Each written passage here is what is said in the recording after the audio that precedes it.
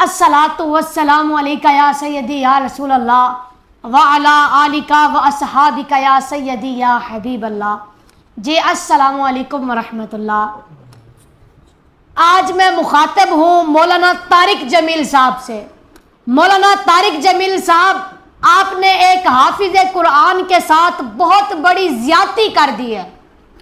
آپ نے ارشد ندیم کو اپنے پاس بلا کر مدعو کیا اور انعام سے نوازا، اچھی بات ہے، مگر ایک چھوٹے بچے ابو بکر نے 52 اسلامی ممالک سے کرت کا مقابلہ جیت کر اسلامی ایوارڈ حاصل کیا، وہ بھی قرآن میں۔ کیا آپ نے اس بچے کو مدعو کیا تھا؟ کیا حافظ صاحب کو انعامات سے نوازا گیا تھا؟ کیا حافظ صاحب کو پلاٹ و مکانات دیے گئے؟ مولانا طارق جمیل صاحب، کیا یہ دوغلا پن نہیں کہ مالدار کو عزت دیں اور بیچارے غریب کا نام تک نہ لیں؟ حافظ صاحب کو جو اللہ دے گا وہ کوئی نہیں دے سکتا، لیکن آپ انصاف کر لیتے نا، آپ کھیل کود کو قرآن کریم پر ترجیح نہ دیتے، تو جو آپ نے کیا ہے آپ کے نزدیک، آپ کے عمل کے مطابق کھیل کود والا انسان حامل قرآن یعنی قرآن پڑھنے والے سے زیادہ بہتر ہوا، لیکن نہیں، یہ اللہ کے نزدیک دونوں برابر تو کیا حافظ قرآن کے 10% تک بھی نہیں پہنچ سکتا۔ انشاءاللہ کل قیامت والے دن حافظ ابو بکر کے ہاتھ میں اسلام کا جھنڈا ہوگا۔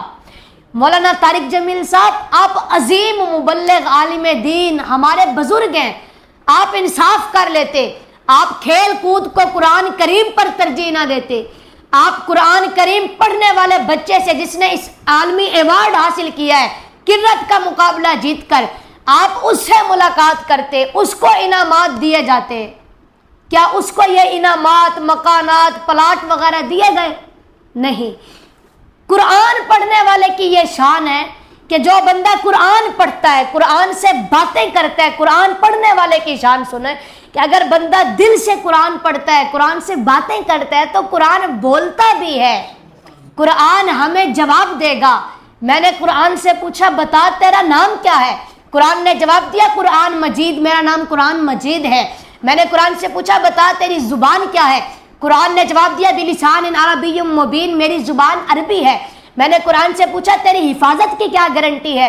قرآن نے جواب دیا انا نحن نزلنا الذکر وانا لہ لحافظون، میری حفاظت کا ذمہ خود خالق کائنات نے لیا ہے۔ میں نے قرآن سے پوچھا تجھ میں کسی شک و شبہ کی کوئی گنجائش تو نہیں؟ قرآن نے جواب دیا ذالک الکتاب لا ریب فیہ، اس میں کسی شک و شبہ کی کوئی گنجائش نہیں۔ میں نے قرآن سے پوچھا تو کہاں رہا؟ قرآن نے جواب دیا فی لوح محفوظ، میرا مسکن لوح محفوظ میں تھا۔ میں نے قرآن سے پوچھا تجھے کون لایا؟ قرآن نے جواب دیا نازل بہ الروح الامین۔ میں نے قرآن سے پوچھا تو کس پر نازل ہوا؟ قرآن نے جواب دیا نزل علی محمد۔ میں نے قرآن سے پوچھا تو کس کی طرف سے آیا؟ قرآن نے جواب دیا تنزیل من رب العالمین۔ میں نے قرآن سے پوچھا تو کس مہینے میں آیا؟ قرآن نے جواب دیا شہر رمضان الذی انزل فیہ القرآن۔ میں نے قرآن سے پوچھا تو کس رات میں آیا؟ قرآن نے جواب دیا انا انزلناہ فی لیلۃ القدر۔ میں نے قرآن سے پوچھا تو کیوں آیا؟ قرآن نے جواب دیا ھدی للناس۔ حضور اکرم نے قرآن کریم کے بارے میں ارشاد فرمایا القرآن حجۃ لک او علیک، قرآن یا تو تمہارے حق میں گواہ ہوگا یا تمہارے خلاف گواہ ہوگا۔